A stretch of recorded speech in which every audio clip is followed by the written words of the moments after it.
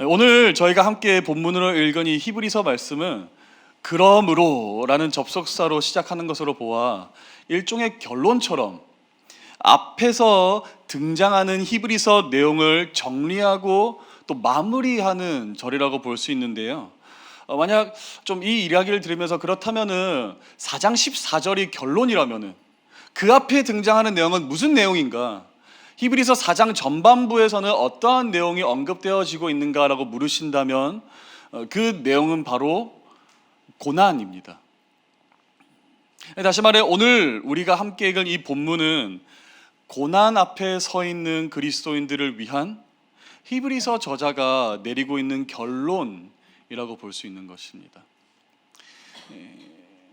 아마 역사적으로 살펴보면 히브리서에서 설명하고 있는 이 고난이라는 것은 주 49년에 당시 로마의 황제였던 클라우디우스가 내렸던 유대인 추방으로 인한 박해였을 수도 있고, 이제 막 헛된 전통과 율법 문화를 버린 새신자들을 향한 보수파 유대인들이 야 그래도 할례는 받아야지, 야 그래도 모세오경의 제사는 따라야지 라고 하는 그 압박을 통한 박해였을 수도 있고, 또 어쩌면은 예수님이 반드시 빠른 시일 안에 재림할 것으로 의심치 않아 믿고 있었는데, 분명히 승천하실 때는 내가 반드시 너희와 함께하리라, 내가 곧 오리라 라고 말씀하셨는데 아무리 시간이 흘러도 다시 오시지 않는 것을 미루어 보았을 때 찾아오는 무기력함, 또 그 무기력함의 신앙을 포기하는 상황을 두고 하는 말이었을지도 모르겠습니다. 그래서 바로 이러한 고난 앞에서 히브리서 저자는 오늘 본문의 말씀을 그러므로 라고 시작하면서 고난 앞에서 그리스도인들이 가져야 할 태도에 관련하여서 결론을 내리는데, 그 내용이 오늘 우리가 본문으로 읽은 히브리서 4장 14절에 있다라는 것입니다. 제가 다시 한번 그 말씀을 읽어보겠습니다. 그러므로 우리에게 큰 대제사장이 계시니 승천하시니 곧 하나님의 아들 예수시라. 우리가 믿는 도리를 굳게 잡을지어다. 우리가 믿는 도리를 굳게 잡을지어다. 그리스도인은 그의 인생 가운데 주어진 고난을 어떻게 극복해야 하는 것입니까? 그리스도인은 그에게 주어진 고난에서 어떻게 승리하는 삶을 살아야 할 수 있는 것이며, 그는 그의 고난 가운데서 어떻게 영광의 삶을 누릴 수 있는 것입니까? 오늘 말씀을 보니 바로 우리의 큰 대제사장이시며 하늘로 승천하신 하나님의 아들 예수 그리스도를 믿는 믿음으로 말미암아 우리는 승리하는 삶을 살아야 되는 것이며, 그 예수 그리스도를 믿는 믿음으로 말미암아 영광의 삶을 누리게 될 것이라고 말씀하고 있는데, 오늘 히브리서에서 사용하고 있는 언어로 살펴보자면 그 믿는 도리를 굳게 잡음으로, 그 믿는 도리를 굳게 잡음으로 가능한 것이라고 분명히 설명하고 있더라는 것입니다. 그런데 이 믿는 도리라는 단어는 사실 굉장히 흥미로운 단어인 것이, 원어인 헬라어로 살펴보자면은 호모로기아라는 단어를 사용하고요. 이 호모로기아는 문자적 그대로 간증 또는 고백이라는 의미가 있습니다. 어떤 의미가 있다고요? 간증 그리고 고백이라는 의미가 있는데요. 히브리서에서는 간증과 고백이라는 의미를 담은 단어로 사용하고 있지만, 우리가 잘 알고 있는 이 디모데 전서를 보면 디모데 전서에서도 이 호모로기아라는 단어가 등장하는데, 이 디모데 전서에서는 조금은 다른 뉘앙스로 이 단어를 사용하고 있습니다. 제가 말씀을 한 구절 더 읽어보겠습니다. 디모데 전서 6장 12절 말씀. 믿음의 선한 싸움을 싸우라. 영생을 취하라. 이를 위하여 내가 부르심을 받았고 많은 증인 앞에서 선한 증언을 하였도다. 뭐라고요? 많은 증인 앞에서 선한 증언을 하였도다. 사실 물론 모든 단어가 그렇겠지만 고백이나 이 간증이라는 단어도 그 뉘앙스에 따라서 해석할 수 있는 방법이 정말 여러 가지입니다. 예를 들어서 우리가 좋아하는 사람에게 하는 사랑의 고백이 있다면은 반대로 지금까지 지은 죄를 뉘우치는 심정을 하는 참회의 고백도 있을 것입니다.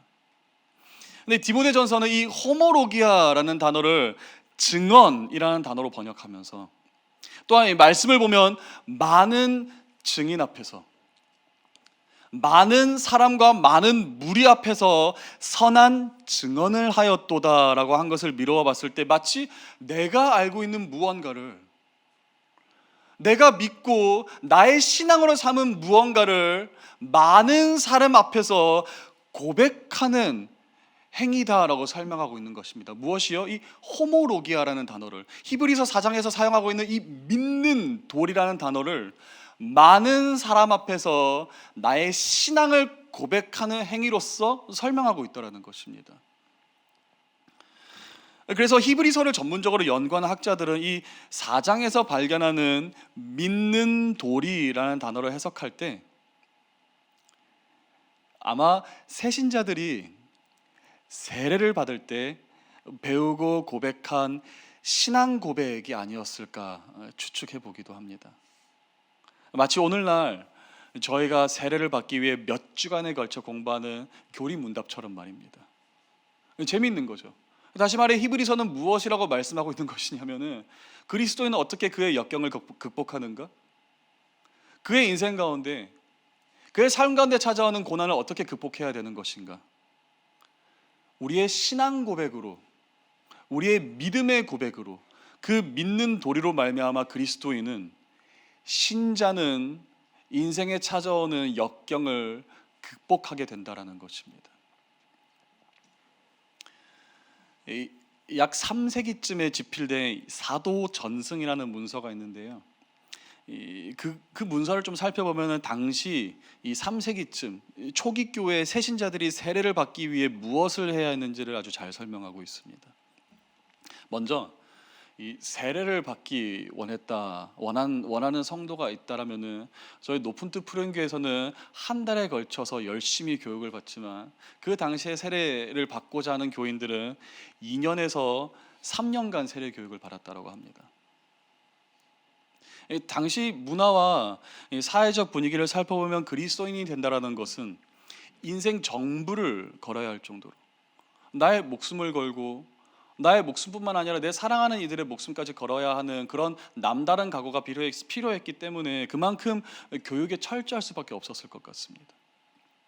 그들에게 있어서 세례를 받는다라는 것은 그저 물로 정결케 된다라는 의미를 넘어서, 그냥 목사님이 나와서 머리에 성부와 성자와 성령의 이름으로 세례를 주노라 물 3번 뿌리는 것을, 그 의미를 뛰어넘어서 이제 물속으로 들어간 나는 완벽히 죽고, 나 조연은 이제 온전히 죽고 완벽하게 죽고 물에서 나오면 부활하신 예수 그리스도로 산다는 의미가 아마 지금과는 비교도 되지 않을 정도로 무거웠을 것이 분명합니다.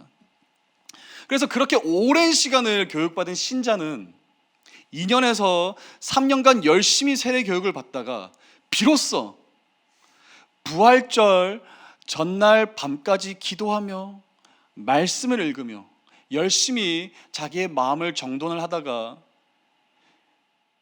이 부활절 동이 트기 전에 새벽녘 해가 뜨기 직전 흐르는 물가로 나아가서 자기가 걸치고 있던 모든 옷을 벗고 물속으로 들어갑니다. 그럼 그렇게 이제 세례를 받기에 준비가 다 된 신자 앞에 누가 나타나는가? 그 세례를 돕는 자들이 나타나서 그 세례 교육생들을 바라보면서 이렇게 질문합니다.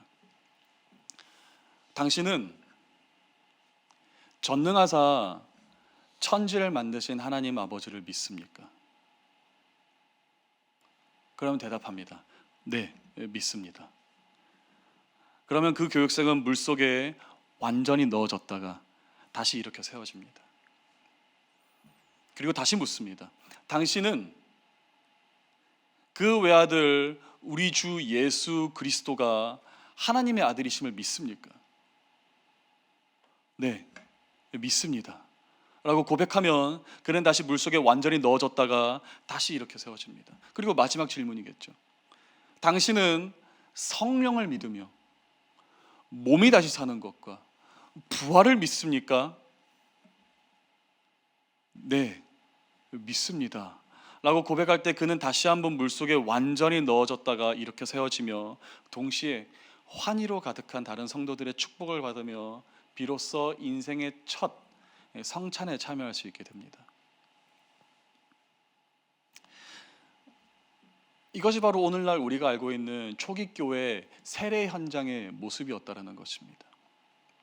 그리고 이 세례를 위해서 성도가, 그 신자가 자신의 마음에 새긴 이 믿는 도리는 훗날 이 세 가지의 질문을 기반으로, 당신은 전능하사 천지를 만드신 하나님 아버지를 믿습니까? 당신은 우리 주 예수 그리스도께서 하나님의 아들이심을 믿습니까? 당신은 성령을 믿으며 몸이 다시 사는 것과 부활할 것을 믿습니까? 라는 이 세 가지의 질문을 기반으로 훗날 내용이 조금씩 추가가 되어서 결국 오늘날 우리가 알고 있는 사도신경으로 완성이 된 것입니다.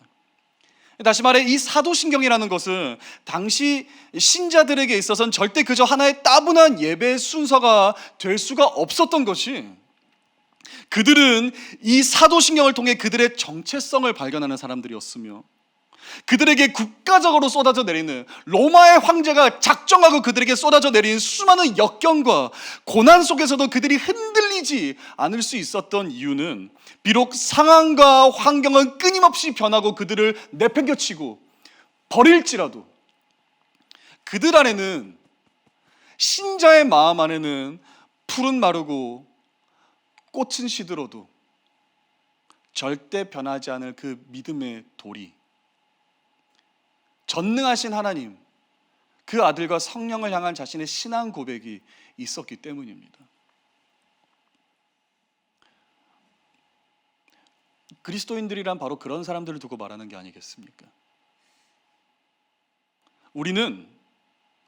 그리스도인은 우리가 믿는 하나님이 어떤 분이신지를 고백함으로 역경을 극복하는 신앙 공동체이며, 이단과 거짓 가르침, 잘못된 교리, 잘못된 가치관이 판을 치는 이 세상 속에서 우리가 믿는 하나님이 어떤 분이신지를 함께 고백함으로써 비로소 우리는 연합된 하나의 신앙 공동체임을 확인하게 되는 것이며, 가장 놀라운 것은 그리스도인이 한 하나님을 믿으며 한 예수님을 믿으며 한 성령님을 믿고 따름을 서로 고백하고 확인할 때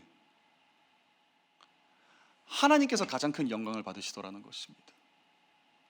그리스도인이 우리는 한 하나님을 믿습니다, 한 예수님을 믿습니다, 한 성령님을 믿습니다라고 고백할 때 하나님께서 가장 큰 찬양을 받으시더라는 것입니다. 이스라엘 백성들에게 있어서도 찬양이라는 것은 그저 아름다운 곡조와 듣기 좋은 시 한 편을 두고 찬양이라고 이해했던 것이 아니라, 하나님께서 그들에게 나타내신 그의 모습과 강한 오른팔을 그들이 잊지 않고 기억하여 다시 증언하고 고백할 때, 그들이 여호와 하나님의 이름을 기억고 잊지 않고 기억하여 다시 한번 온 열방과 그 후대들에게 증언하고 고백할 때, 우리 하나님이 전능하신 분이심을 믿습니다. 우리는 그가 홍해를 가르시고 우리를 애굽에서부터 구원하신 하나님이심을 믿으며 그분은 유일하시며 홀로 존재하시는 위대하신 하나님을 믿습니다라는 사실을 증언하고 기억하고 고백할 때, 그것이 곧 이스라엘의 찬송이 되었고 그것이 곧 이스라엘의 경배가 되었다라는 것입니다. 그래서 이 사실을 너무나도 잘 알았던 히브리서의 저자는 그의 서신에서 이렇게 고백합니다. 히브리서 13장 15절 말씀. 그러므로 우리는 예수로 말미암아 항상 찬송의 제사를 하나님께 드리자. 이는 그 이름을 증언하는 입술의 열매니라. 그 이름을 증언하는 입술의 열매니라. 여러분, 여기서 증언은 어떤 단어게요? 바로 오늘 히브리서 4장 14절에서 보았던 믿는 도리, 호모로기아, 신앙 고백을 의미하는 것입니다.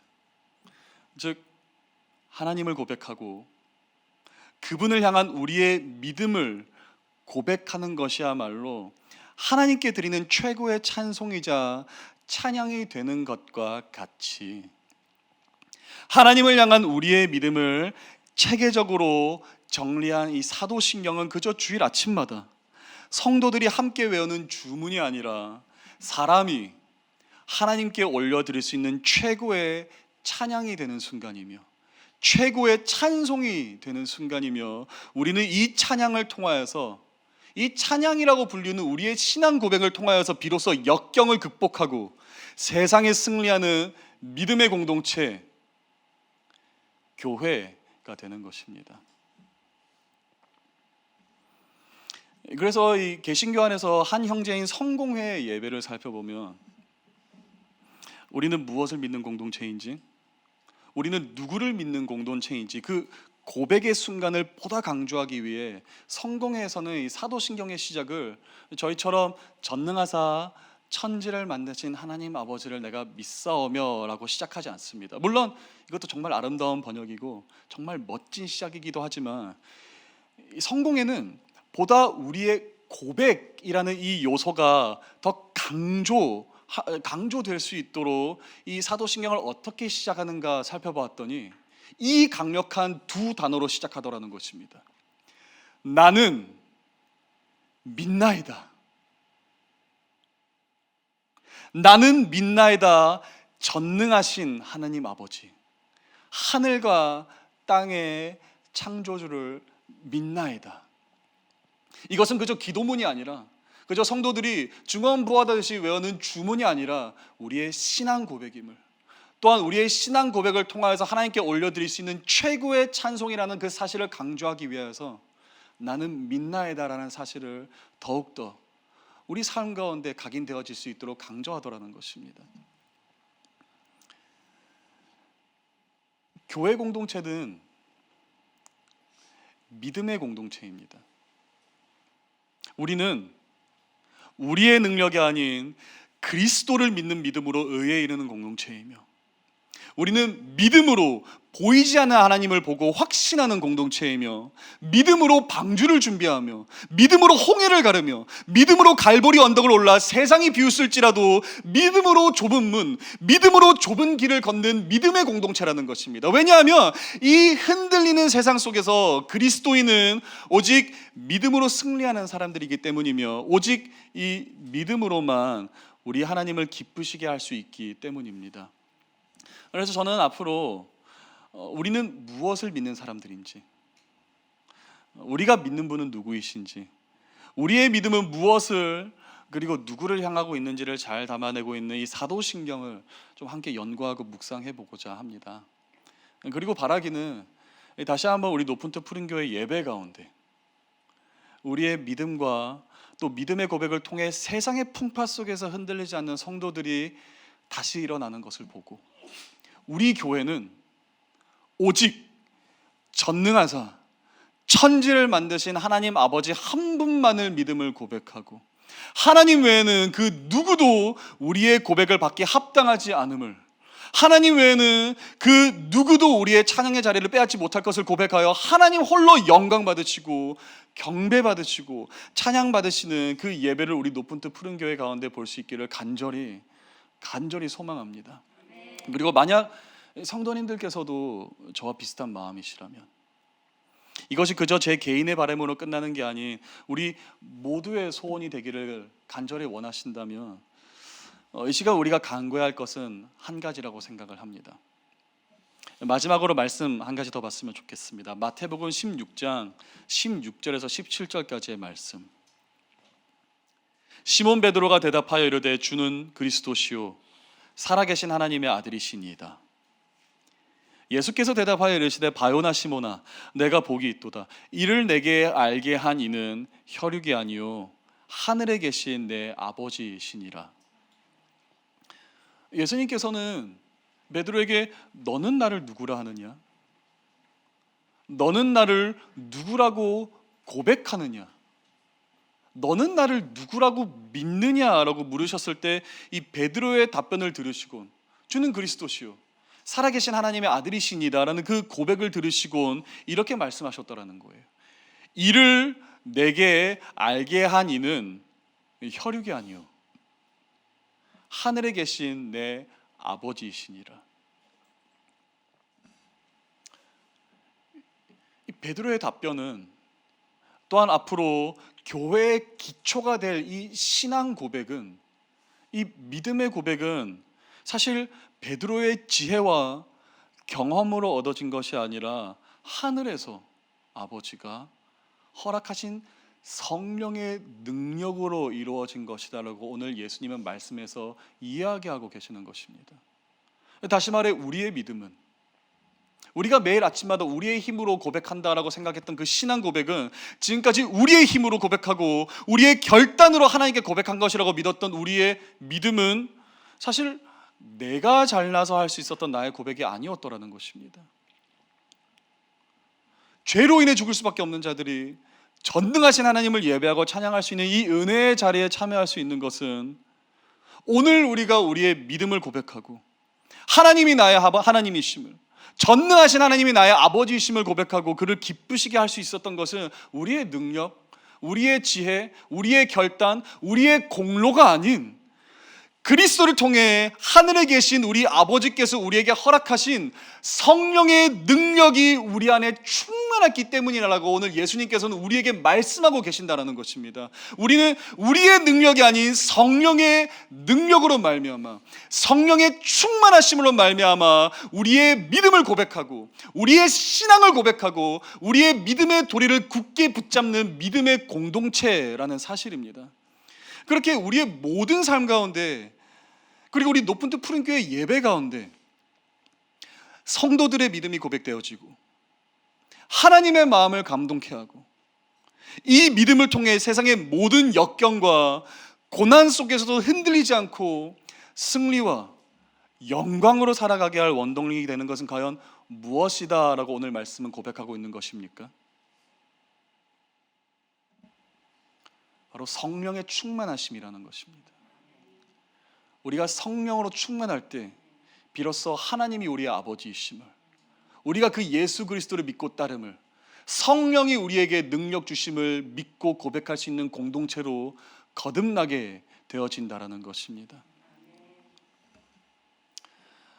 사랑하는 높은 뜻 푸른 교회 성도 여러분, 저는 오늘 그래서 이 사도신경에 관하여 여러분과 함께 나누기 전에 우리의 신앙과 기독교의 교리, 우리의 믿음에 관련하여 더욱더 깊이 나누어 보기 전에 꼭 오늘 여러분과 함께 나누고 부탁드리고 싶은 것은 먼저 성령의 충만하심을 위해 기도해 달라는 것입니다.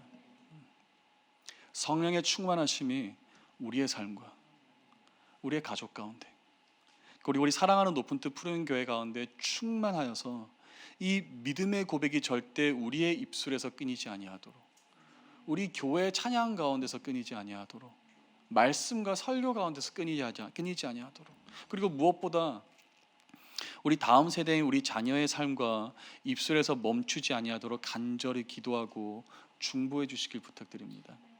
오늘 우리가 그렇게 기도하고 간구하기 시작할 때 하나님께서 다시 한번 우리 교회 가운데 이 믿음의 고백을 통한 놀라운 은혜를 우리 가운데 하염없이 부어주실 줄로 믿습니다.